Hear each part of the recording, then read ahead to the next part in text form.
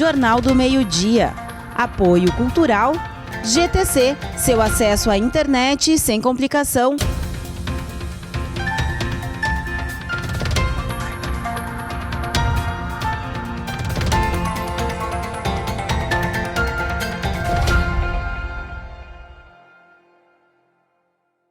Olá, boa tarde. Hoje é dia 13 de janeiro, estamos começando o Jornal do Meio-Dia desta quarta-feira.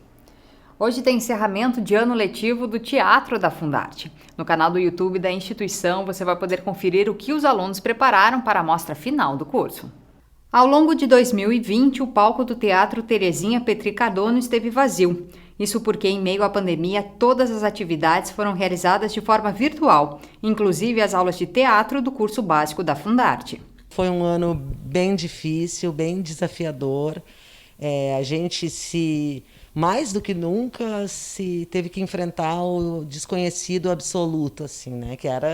Que foi trabalhar o teatro sem a possibilidade de estar junto, de experimentar junto, de criar junto, de se exercitar, de se encostar, né? De se divertir, né, que é uma coisa muito importante, muito presente no teatro, né, esse prazer da companhia, da cumplicidade, né. E mesmo sem o contato físico, o Teatro da Fundarte se reinventou e as aulas continuaram sendo realizadas.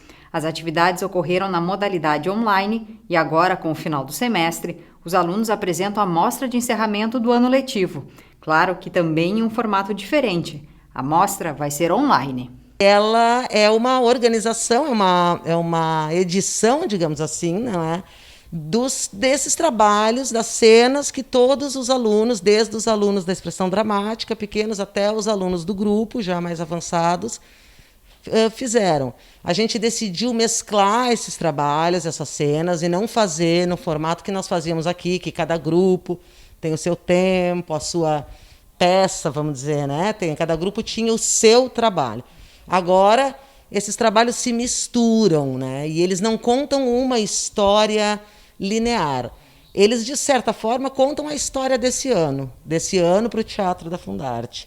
Contam as nossas histórias, às vezes brincando de ser outros, às vezes como nós mesmos. Nós trabalhamos com depoimentos, com improvisações, com criação de personagem, com leituras de texto, com exploração com texto, só com movimento. Então, ele é um trabalho bem diverso e eu espero que, para mim, tem sido assistir, montar e trabalhar nele muito divertido, muito querido de ver. Então, tem coisas muito legais e que contam a história um pouco desse ano difícil, mas que passamos, né, e sobrevivemos a ele, e sem abrir mão de fazer o que a gente ama, o que a gente gosta de fazer, embora fazendo de forma diferente. E tudo isso pode ser visto hoje a partir das 7 horas da noite no canal da Fundarte no YouTube. A live da Mostra de Teatro fica disponível para ser vista e revista quantas vezes quiser. E vamos agora saber como fica o tempo em Montenegro. A previsão para essa quarta-feira é de céu encoberto. Durante a madrugada fez 25 graus e agora à tarde a temperatura baixa e a máxima chega a 22. E vamos apresentar os dados do painel de indicadores da Covid-19 em Montenegro. Os números atuais mostram que a cidade apresenta 3.073 casos positivos acumulados. Destes, 1.999 são recuperados, 1.035 estão em recuperação e 39 óbitos. Os dados são coletados diariamente e a orientação é que todos mantenham os protocolos de saúde. E a TV Cultura do Vale manifesta seu pesar pelo falecimento do jornalista André Luiz de Oliveira, comunicador da Rádio Montenegro FM. André estava internado em Santa Catarina com Covid-19. O comunicador deixa um legado de dedicação à informação. E nós vamos para um rápido intervalo e no próximo bloco nós vamos conversar com o vereador Gustavo de Oliveira. Nós já voltamos.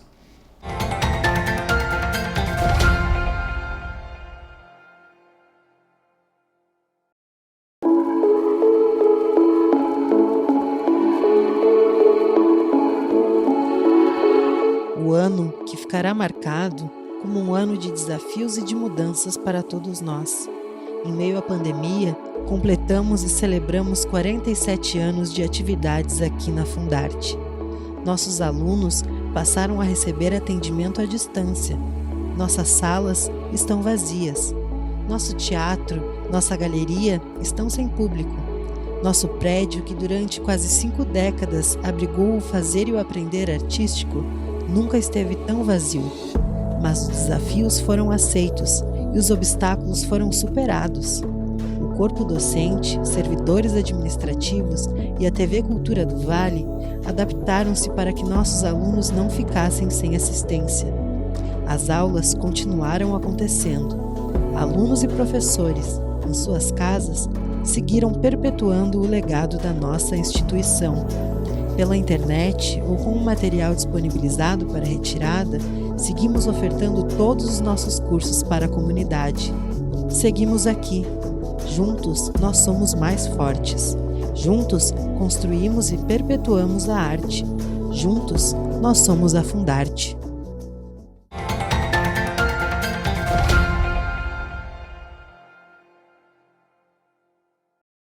Estamos de volta com o Jornal do Meio-Dia e agora nesse segundo bloco estamos recebendo aqui no estúdio o vereador Gustavo de Oliveira. Gustavo, obrigado pela tua presença, por ter aceito o nosso convite aqui do Jornal do Meio-Dia e ter vindo aqui conversar conosco. Karine, bom dia, né? Ainda ou boa tarde já. Esse meio-dia a gente nunca sabe, isso, né? A gente nunca sabe, né? Mas eu que agradeço o convite, né? É sempre importante a gente manter esse contato com a população, né? Direta, né? Aqui no jornal, para a gente poder contar um pouquinho mais de como é que estão os bastidores da política, né? E contar um pouquinho mais da nossa trajetória também. Isso, a política sempre causa uma curiosidade aí na comunidade, né? Então, essa é uma das novidades do Legislativo neste ano, né? Ele está iniciando seu primeiro mandato. Isso. Teve uma votação bem positiva também. Como é que foi isso? Assim, como é que foram as eleições? Como é que tu recebeu essa quantidade de votos? Como é que foi esse processo todo? Bom, Karine, assim, acho que o primeiro momento é importante da gente contar um pouquinho da história, né? Claro, por favor. Meu pai é Valmir Oliveira, né? Advogado. Ele foi vereador por 2 legislaturas, né? A primeira campanha dele foi em 1982 e eu tinha 2 anos. Então eu participei, assim, eu lembro, né, da campanha, indo junto, saindo de carro com ele, né, entregando santinhos e tal. Então parece que isso fica na gente, né? Eu tenho um filho agora de 3 anos, o Teodoro, e ele também participou, né? Seguido ele saía comigo na rua, né, com um santinho. Ele falava muito na campanha, né? Pedia voto pro pai dele. Então isso foi uma coisa, eu acho que marca muito na criança, né? E isso me marcou, e meu pai foi vereador de 83 a 92, então eu já tinha 12 anos aí até, né, quando ele encerrou, vamos dizer assim, não a trajetória política, mas o mandato de vereador. Então eu participei de todo esse tempo, né, na vida política dele, e sempre gostei muito, né? E eu acho que as pessoas assim tem aquela questão de que eu não gosto de política, mas eu acho que as pessoas, quem diz isso é porque realmente não conhece a fundo a política. O ser humano é assim, né? Aquilo que ele não conhece, ele não gosta, né? Então a minha meta também nessa função hoje pública é mostrar para as pessoas os bastidores da política, né? Tentar juntos assim a gente aprender um pouco mais com a política e também passar assim o que ocorre, né? Porque tem aquela questão que a gente ouve muito, que os vereadores não fazem nada, né? Aquilo lá, eles vão lá, se reúnem na quinta-feira e ficam lá falando coisas lá, discutindo, né? Mas antes da quinta-feira tem muita coisa que ocorre, né? E é isso que a gente está mostrando para a comunidade, para eles entenderem um pouco melhor o funcionamento da Câmara e como é que o legislador pode trabalhar, né? Se a gente está na segunda semana útil do ano, né? Então a segunda semana de mandato, já tem bastante trabalho, então. Muito trabalho, né? É um trabalho assim, diário, né? Eu e meu assessor, o Matheus, a gente trabalha muito, a gente recebe muita demanda, a gente tem que investigar essas demandas, né? A gente tem que ir atrás, a gente tem que ver se realmente é alguma coisa relevante, né? Porque eu não quero fazer um mandato que seja só de coisinhas, né? Coisas que a população às vezes não sabe, mas ela mesma pode fazer, né? Tipo, queimou a lâmpada. A pessoa mesmo pode ligar para o serviço público e pedir, queimou minha lâmpada, né? Tem um buraco aqui na frente de casa que abriu. A pessoa mesmo pode, uma poda de árvore, né? Isso as pessoas, a comunidade pode fazer, né? Não necessita de um vereador faça isso, tá? Então eu acho que isso também é um papel assim que a gente eu tô tentando com as pessoas que entram em contato comigo a mostrar para eles. Não há necessidade disso ser um trabalho de vereador. Eu acho que o trabalho do vereador ele é muito além disso, né? Claro que muitas vezes a gente acaba fazendo um pedido de providências, né? Quando é uma coisa realmente que a gente vê que é importante, mas eu acho que o trabalho mesmo do legislador, ele vai muito além disso. Tá. Eu gostava de contar um pouco da tua trajetória e da experiência, né, do teu pai também como político e que te marcou na tua infância. Foi isso realmente a motivação também para ser vereador e para nesse último pleito tentar essa vaga na Câmara? Isso eu contei para dizer assim, o quanto eu gosto da política desde novo, né? Sempre acompanhei a política local, né? Local e estadual, nível federal também, tá? Sempre eu me considero assim muito politizado, né? Coisa que a população em geral, eu acredito que falte muito isso, por falta de informação, talvez. Então, assim, depois disso, né, depois que o meu pai encerrou a carreira como vereador, ele continuou ainda, né, fazendo campanhas e participando, né, e eu sempre participando junto, só que eu nunca tive aquele ímpeto de participar, né, de concorrer. E assim, me formei em Direito, né, meu escritório montado, tudo certo, casado, pai de 2 filhos, tudo, a minha vida toda tranquila, né? E eu olhando a política local, vendo os últimos acontecimentos, assim, dos últimos, 8 anos, né?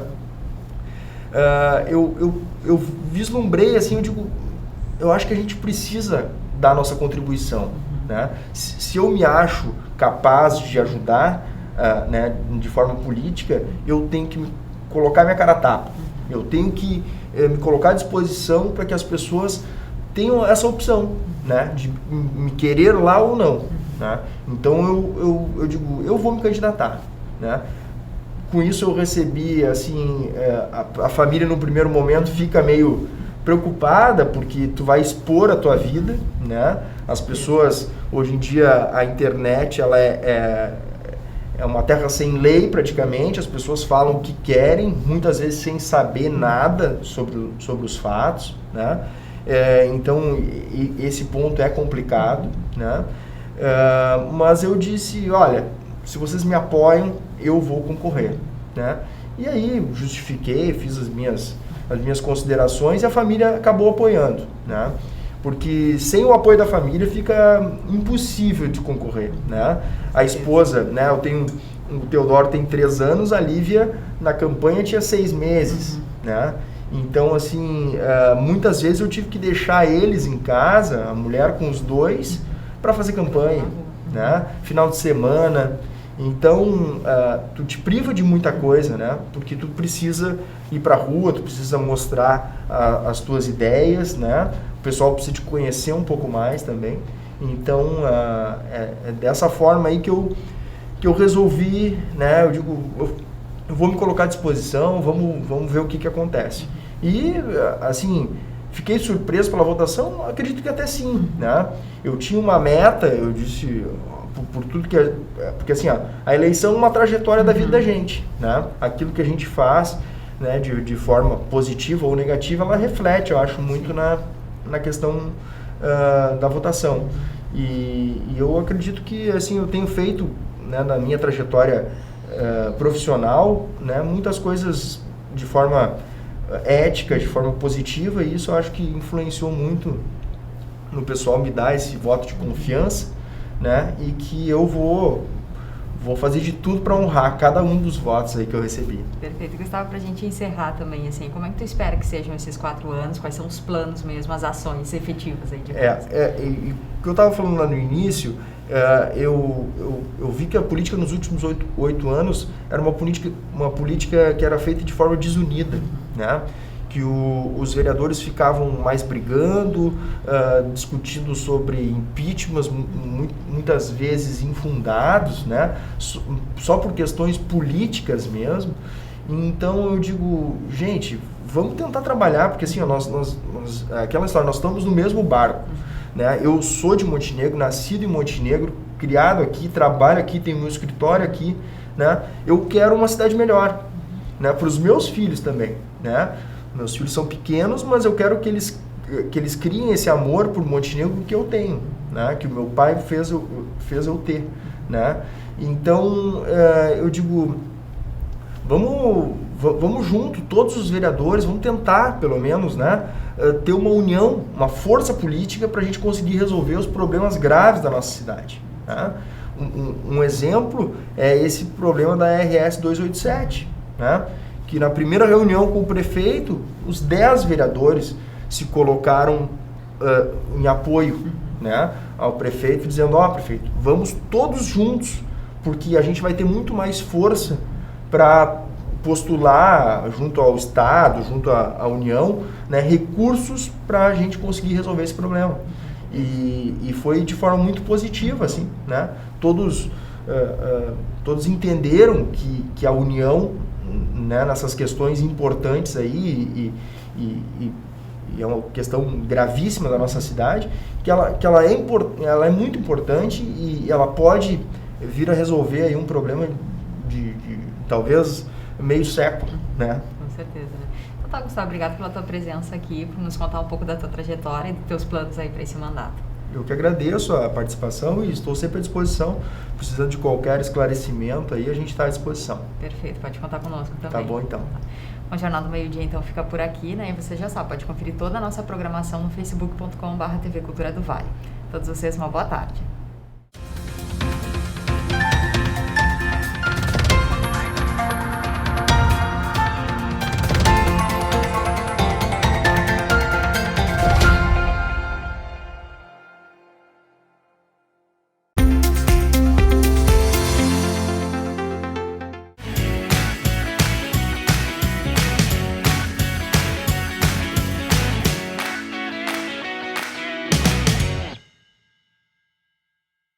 Olá, a nossa conversa cultural de hoje é com o acordeonista chileno Inácio Hernández, que esteve em Montenegro participando da 4ª edição do Encontro de Estudantes de Acordeon da Fundarte. Seja bem-vindo a Montenegro, Inácio. Muito obrigado. E eu começo te perguntando o seguinte, aqui no Brasil se fala muito que faltam investimentos em arte. E a gente tem a ideia de que no Chile tem uma situação muito melhor. Nós olhamos para o Chile e pensamos que lá as coisas funcionam muito melhor nesse sentido. Pelo que tu conheces do Chile e do Brasil, é isso mesmo? Há uma valorização maior no país chileno em comparação com o Brasil? Eu penso que aqui no Brasil tem muito mais valoração. É que penso que tem muita gente que gosta da arte, da música. Lá é menos quantidade, tem apoio, mas tampouco tem muito apoio. Mas eu penso que aqui está muito melhor desenvolvida a música e também em torno do acordeon. Aqui o acordeon está muito evoluído, tem muitas composições próprias da música brasileira aqui no Brasil. Para acordeon, lá no Chile é um pouco diferente porque somente somos intérpretes e ainda faltam compositores porque está evoluindo muito devagar lá com o acordeon. Mas se eu penso que aqui no Brasil vocês têm uma riqueza muito grande com a música. E para mim é curioso porque eu falo com brasileiros e eles pensam que não, porque estão acostumados. Mas eu venho de fora e eu prendo a TV e vejo um acordeon. Para mim é maravilhoso isso. Em Chile não, impossível. Aqui é mais popular. Eu penso que não estão bem vocês. E a tua relação com o Brasil não é de hoje, porque tu passou um tempo aqui no país estudando, né? Como é que foi? Como é que surgiu esse interesse? Por que o Brasil? Eu sou acordeonista, mas sou fanático do acordeão também. Gosto dos modelos, da fabricação de instrumentos, da elaboração de modelos. Eu vim conhecer aqui a um amigo no São Paulo que se chama Lauro Valério. Ele é presidente da Associação de Acordeonistas do Brasil e ele me convidou a participar de um concurso. Aqui ele tinha uma fábrica lá no Jaú, em São Paulo.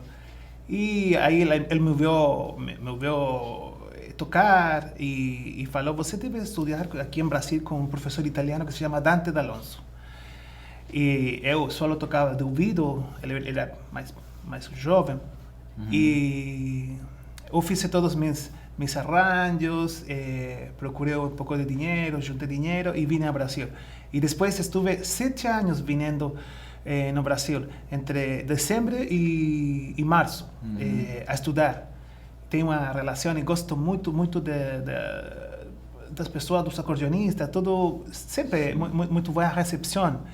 E estive muito tempo lá no São Paulo. E agora esta zona de sul, Rio Grande do Sul, estou conhecendo faz 2 anos atrás.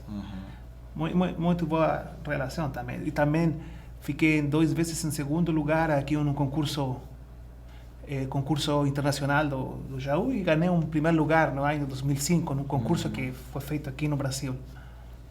Tu tens uma formação erudita, mas o acordeon na música popular brasileira tem um espaço importante, se a gente considerar principalmente um país do tamanho do Brasil.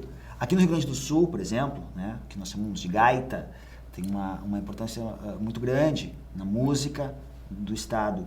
E também se a gente for para o Nordeste, que se chama de sanfona, também tem uma presença marcante, né, na música popular de lá, com todas as diferenças que existem, como eu disse, num país com o tamanho do Brasil, né? Isso te interessa também, estudar essa cultura popular do instrumento? Também, mas meus amigos acordeonistas, meus colegas lá falavam: bueno, toca alguma coisa brasileira. E eu não estudei com o professor Dante, ele não é brasileiro, é italiano. Estudei o acordeão clássico. Sim. Mas sempre he tenido vontade de aprender. Eu toco algumas coisas, mas não sou experto. Mas sempre gostaria de aprender aquele estilo de música do Nordeste, daqui do Sul, tocar bem chamamé, porque minha formação foi mais para o lado clássico. E eu também tocava de ouvido. Quando comecei, quase todos começamos de ouvido, poucas pessoas começam na academia. E sim, para mim seria muito importante. Muito importante. Muito bem. E qual é a importância que tu entendes que tem a arte desde as primeiras idades para as crianças, para o desenvolvimento delas em termos de educação, aprendendo um instrumento, aprendendo música ou outras formas de arte? É muito importante, eu acho, para a identidade de um povo, por tudo o que significa poder evoluir culturalmente e penso que é bom, sobretudo para as crianças, é bom estudar um instrumento, dançar, ajuda também elas a ter melhor desenvolvimento nas aulas das suas escolas. Penso que é muito importante, porque senão somos pobres de coração se a cultura, se a música. Por isso que penso que é importante e havendo um solo músico, um solo artista no mundo não vai morrer. E isso tem para muitos anos mais. Há que ajudar. Isto é muito importante o que vocês fazem, que lá no Chile não faz muito entrevistas de cultura com músicos, é difícil. Assim que, bueno, parabéns também por apoiar a cultura. Inácio, muito obrigado pela entrevista e muito sucesso. Obrigado. Volte mais vezes. Ficamos por aqui, nós voltamos na semana que vem com mais uma conversa cultural.